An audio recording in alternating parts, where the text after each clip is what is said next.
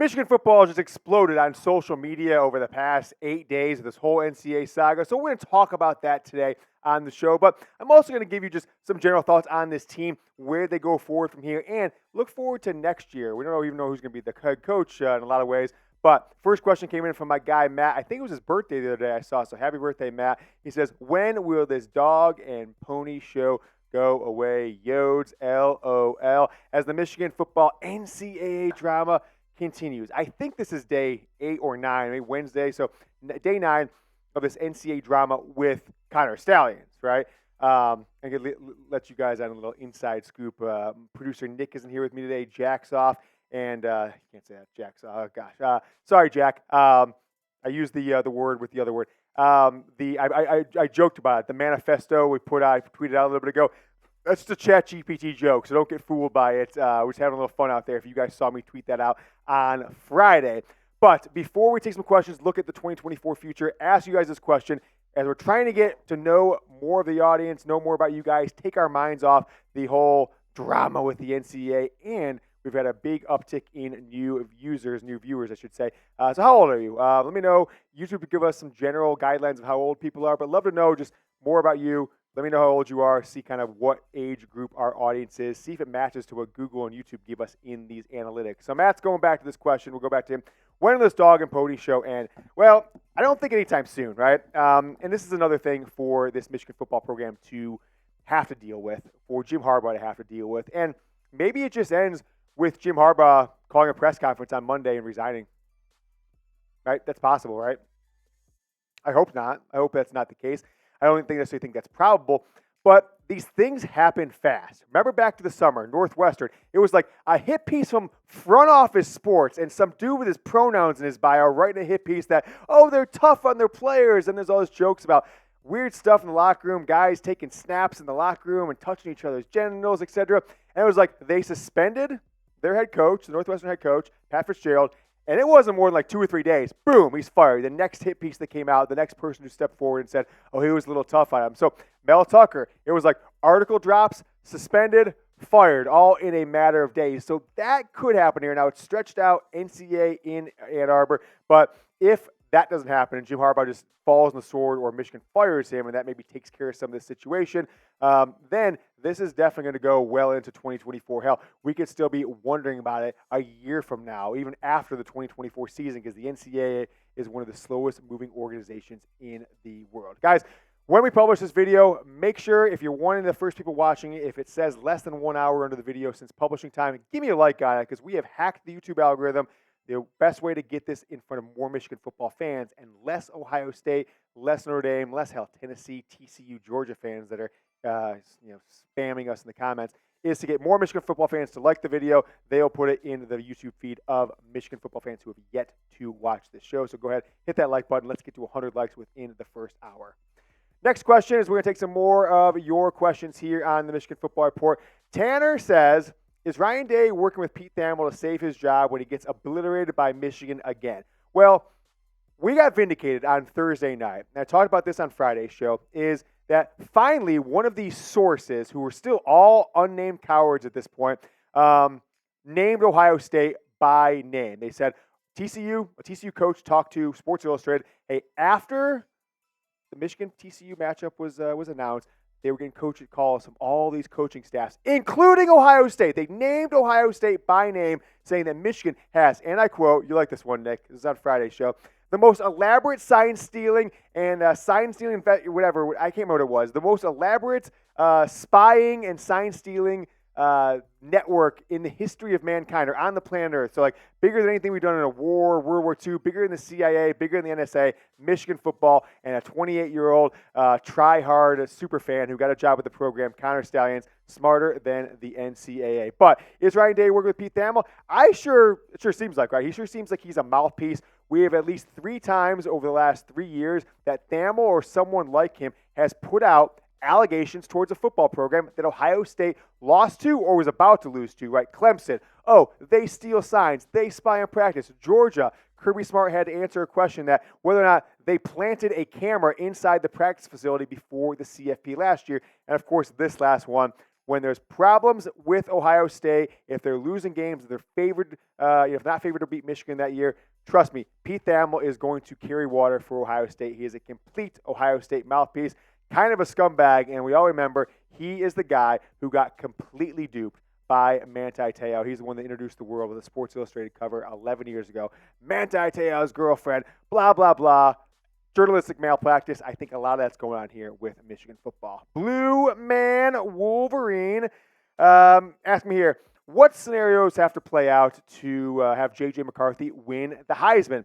And like this question, so put it in the show, because I think there's only 4 or 5 guys who possibly can win the Heisman at this point, barring unusual circumstances or something that we have yet to really worry about. So let's take a look at this. Yeah, put up Yoder's Heisman rankings. So these are my Heisman rankings coming out of this past weekend game. Is not taking into account anything that's happening this weekend with Michigan and bye. I got McCarthy 1, Penix 2, Marvin Harrison Jr. 3, and Jaden Daniels 4. Now, those are the 4 guys. I think there's an outside chance that Jordan Travis from Florida State, even Bo Nix, even Dylan Gabriel, but I think those guys need a lot of other things, right? The reason JJ is number 1 in the betting rankings, it's not because of the season ended today. If the season ended today, I still think Michael Penix probably gets more votes because he has better stats. But why JJ is number 1 in the rankings is because they see that it's more likely that McCarthy will go undefeated with only 4 games left, win the Big Ten 5 games, and that Washington is likely to lose a game, right? They almost lost to Arizona last week. So Michigan's remaining schedule,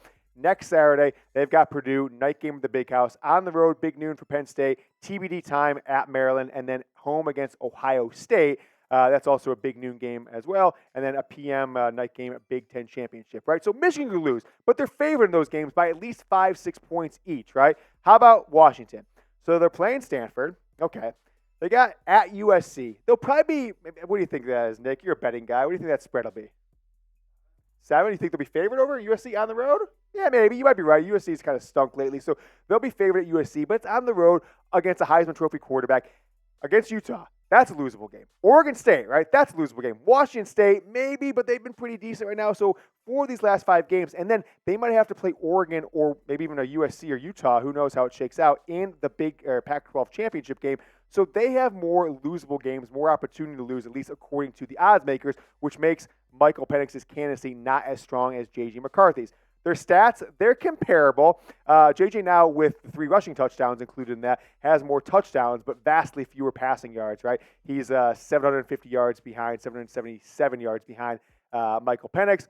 And, J.J.'s throw those 3 interceptions against Bowling Green. He's got the edge in rushing yards, and McCarthy that Penix doesn't have, right? Penix might have more losable games, but McCarthy is going to have more nationally focused games. You're going to play Penn State. It's going to be like number 2 Michigan, number 1 Michigan versus number 7 Penn State in a couple weeks. Then 2 weeks after that, it might be number 1 versus number 2 Ohio State, Michigan, or number 2 versus number 3. JJ wins both those games. It doesn't matter, I don't think, what Penix does. McCarthy could win it, or if Penix loses, and even if JJ doesn't look phenomenal in those games, that is what potentially could happen. So I'll ask you guys this question. Will J.J. McCarthy win the 2023 Heisman Trophy? Answer down in the comment. Go back to me full screen for a second here, Nick, after this question. Just want to answer one more time. Who will win the 2023 Heisman Trophy? Let me know down in the comments. Want to scenario play this out just one more time. There's a lot of love right now for the quarterback at LSU, whose name I just forgot. Who am I thinking?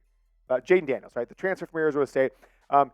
Even though they have 2 losses, he's putting up big numbers. He's putting up like Joe Burrow-esque numbers, it seems like, through 7 or 8 games. He's got Alabama coming up in a week, and then he'll have an opportunity, LSU quarterback, if they win that game, to go maybe play Georgia in the SEC title game. If he wins both those games, puts the big numbers up, even with 2 losses, he could kind of come from behind and even take over J.J. McCarthy, even if Michigan goes undefeated.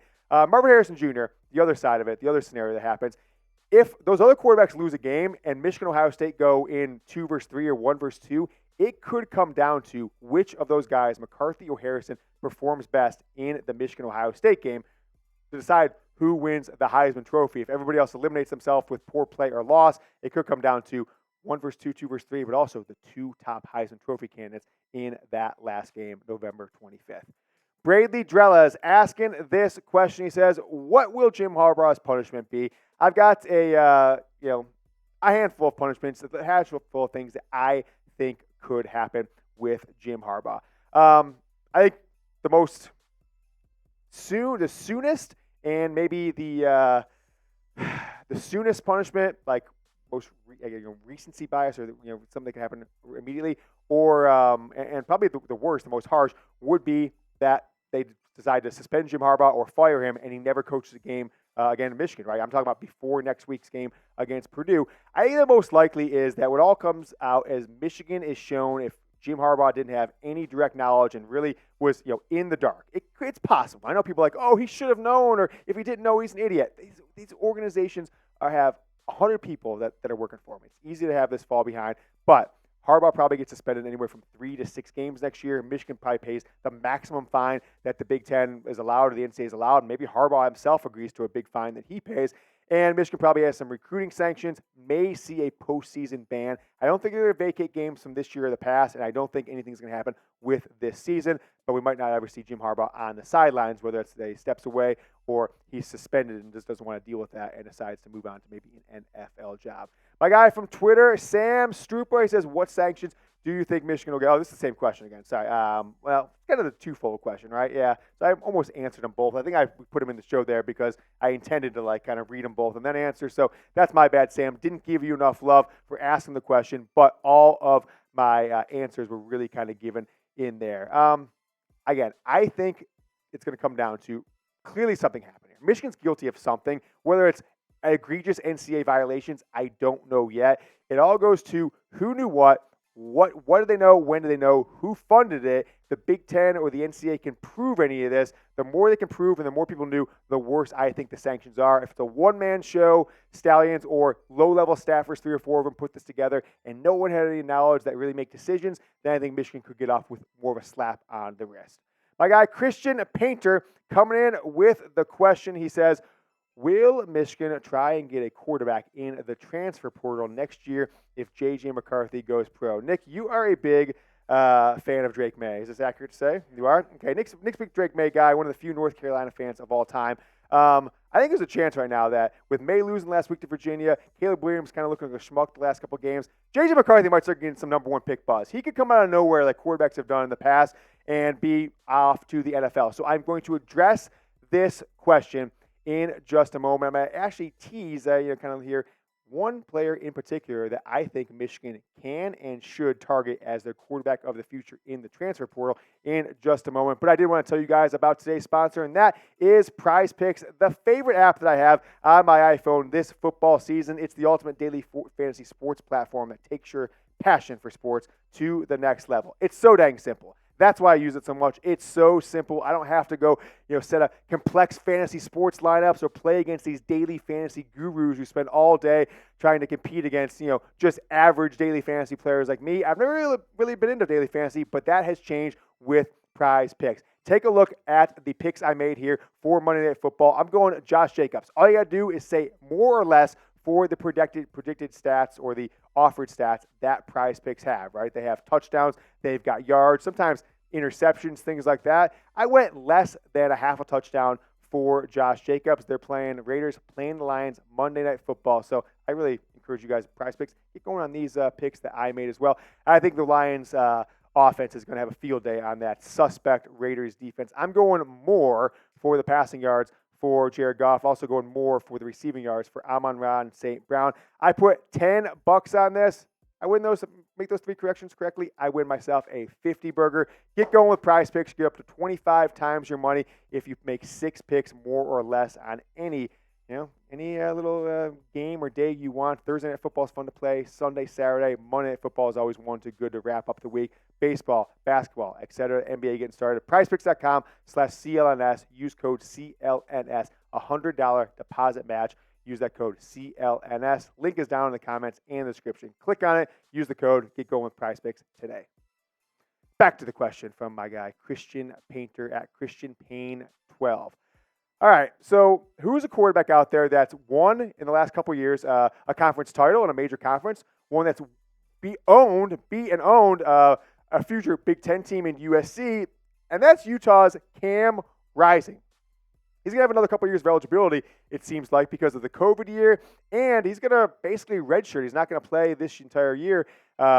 injury, red shirt, whatever you want to call it, is what they just announced this week. Now, I don't have any inside knowledge that Rising is going to look around to maybe a better solution, but the better this quarterback that's come in has played, the more that they might just push him out the door. Hey, you've had your 4 or 5 years. You've been a starter for 3 years. You've won a couple Pac-12 titles. You've beat USC. You went head-to-head with Coleridge Stroud in the Rose Bowl a couple years ago, Cam Rising. You know what you could do is go replace Heisman Trophy winner J.J. McCarthy at what could be a top 2 or 3 team in the country in 2024 in Michigan football, and stick it to some of those Pac-12 schools, Washington, Oregon, and USC that you've had some success beating in the past. That's one to keep an eye out. But Michigan, no matter what happens, they've got to be super aggressive in the transfer portal for quarterbacks if JJ leaves. It's not going to be Jaden Denegal. I'm sure he's a good player. He is not at the point right now where you can count on him next year. It's not going to be Alex Orji, certainly not Tuttle. I don't think Davis Warren is even a part of the conversation anymore, and I don't think it's a good position based on how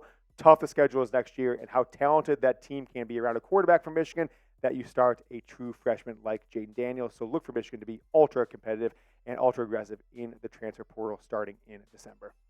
Blue Boys, he says, it's at the Blues Cruise.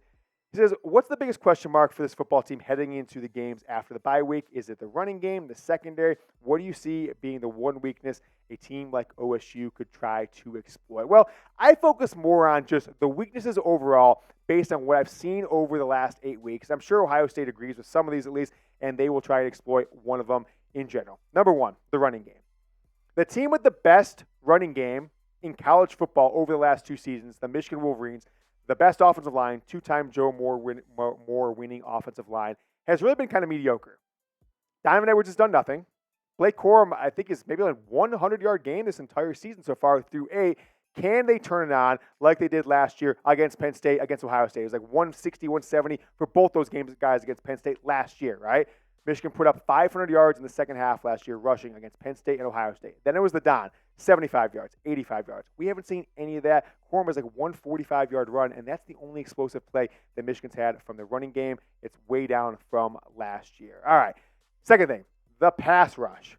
This is one of the deepest defensive lines that I've ever seen from a college football team. They have 8 or 9 guys deep, interior, exterior, but I'm not sure if they really have a superstar or a true difference maker like David Ojabo and Aiden Hutchinson, Amazi Smith. So can they keep up the pressure on the quarterbacks when they go up against quality competition and the level of offensive line a Penn State has, or hell, even in the college football playoff, a Georgia or someone like that? I don't know. They've really went up against poor offensive lines so far, so they will be tested down the stretch of the season.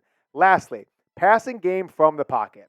I went back and looked at all J.J. McCarthy's deep passes. He hasn't had very many, right? He had the most he's had all year against Michigan State last week. That was to the tight ends. If you're looking for deep passes to wide receivers, they almost don't exist. And the couple that he's hit on, he's either been high to receiver and the receivers had to come back. Remember that Cornelius Johnson one where the ball was like bobbled up in the air, or it was on the flea flicker, right? Every deep pass that JJ has had all year, other than those 3 or 4, the tight ends or the flea flickers or the bobbled balls, right? You take those out. All the deep passes to wide receivers have been when JJ has been flushed out of the pocket and the wide receivers have to run around and go off their routes. We have yet to see a successful deep passing game where McCarthy drops back in the pocket, looks left, looks right, hits a receiver 25 yards downfield, whether it's deep, over the top, across the middle, a slant, a post, anything like that. That has just not happened all season long. I think he can do it. It just hasn't been part of Michigan's game plan. Maybe they must just be hiding it for the Ohio State game or Penn State game coming down the stretch. At least we hope. Guys, if you don't know, I've been super active on Twitter. I've gained like 1,000 Twitter followers in the past week because of this Michigan NCAA scandal. So if you're not following me yet, it's at James Yoder. I'll be on top of this stuff, give you little nuggets of information all weekend long. At James Yoder. Follow me now over on Twitter. All right, we got Bob, what does that say, Demarzen, with the question coming in. He says, why is the Michigan fan base, this is a long one here, why is the Michigan fan base so preoccupied with the thoughts, the reactions, the laughs, the general good vibes experienced by Ohio State fans, yada, yada, as they watch your once solid program burn to the ground in the hands of weird Jimmy stewardship, and why did he choose to steal third base? OSU fans are shook.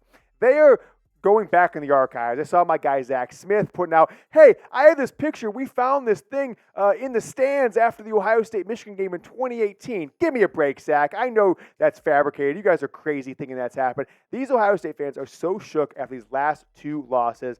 Never have I seen a program more obsessed with hoping and praying that the big bad wolf of the NCAA takes down Michigan football, because they know that Ryan Day and this program have gone from maybe the toughest program in college football in just a 4 or 5 year process. They have gone to rename alert, no longer Ohio State University, Ohio Soft University. I coined that back in 2021. It remains true to this day. And the only thing Ryan Day can say to combat that term, Ohio Soft University, is to freak the hell out and scream at Lou Holtz after they beat Notre Dame on the final play of the game. As we are less than 1 month away from Michigan beating Ohio State, help me in this battle to just take down these Ohio State fans in the comments. Just comment Bosa, beat Ohio State again. Comment as many times as you can. If you comment 10 times, that is just putting some good karma in your life this weekend. Go ahead, give me 10 Bosas down in the comments.